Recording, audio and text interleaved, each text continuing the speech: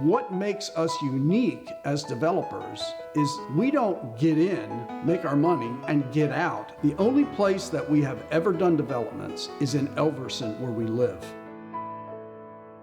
I'm Merle Stoltzfus.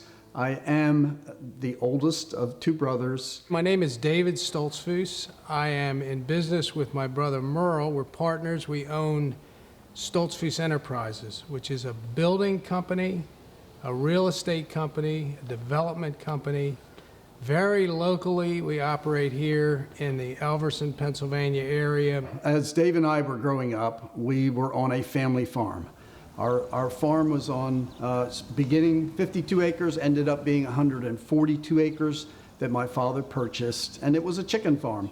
But it was a rocky chicken farm in Chester County, and my dad would constantly say, when he sent us out to pick stones, someday we're going to grow houses on this old rocky farm. And so we grew up understanding that at some point our farm would probably be a community of homes and people.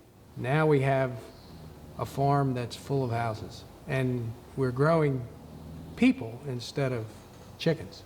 Of the 6 associations and the communities that we've built right now that we manage, and we manage all of them because the people want us to manage them, we've never had a lawsuit. We've never even had an attorney called or been involved with that, because we work these things out people to people. There's certainly challenges to live in the midst of 300 and some homes where you have built the homes, because not everyone's an easy person to be a neighbor to. But we're called to be Christ to our neighbors, and so that's what we're doing. And when I say when we're growing people, we're really trying to lead them to Christ and grow them in their faith as they come to Christ.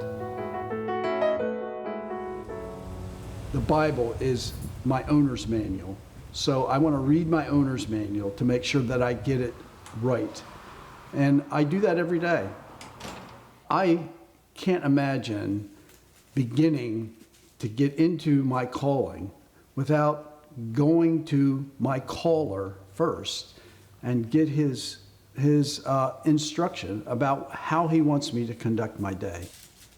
My father was the biggest influence in helping me think of my life work as a calling. And he had the privilege of being employed by R.G. Letourneau. R.G. Letourneau certainly understood that business is a calling just like the ministry. We're working on a project called Old Bulltown Village, which is about 5 miles east of where our operations are. And it's a project where we're building new old homes. We're taking the old look and bringing the new into it so that you don't have all the issues with old homes, but the character of the old homes is brought into it.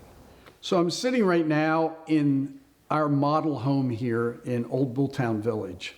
We won't build any 2 houses the same in Bulltown, and this is where my brother's good. I mean, he's done this kind of construction in Chester County for 30 years. When it comes to designing homes at Bulltown, I feel like it is really, for me, it's kind of a little bit of artwork.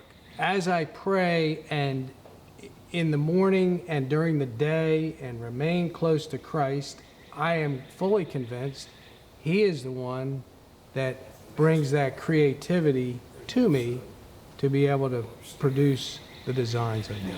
And it is historically and architecturally accurate to what the Revolutionary War time period. There's a verse, Colossians 3:23, which says, "Whatsoever you do, do it heartily as unto the Lord and not unto men." So if I'm working for the Lord, it's a whole lot different than I'm working for a man, and I want to strive for perfection in that way. We're in development and construction. Anybody that's in our business and in 2008 knows how difficult development and construction became. At Old Bulltown Village, where we had, a number of customers already there, bought into the project and the vision that we had, we could have kind of changed our direction, which would have radically affected them. We decided not to, because we wanted to carry on what we said was going to happen from the beginning. So that is an expensive decision to make. Our lender came to us and said, you need to move property here. You can't just be sitting on this. And if our priority in business was to make a buck, to just make money, and not feel responsibility to our customers, we would have done what the bank asked us to do. And they put a lot of pressure on us to do that. And eventually we had to get rid of them and get private financing. And so we've held on. And the Lord has helped us through that. Because it's a battle out there.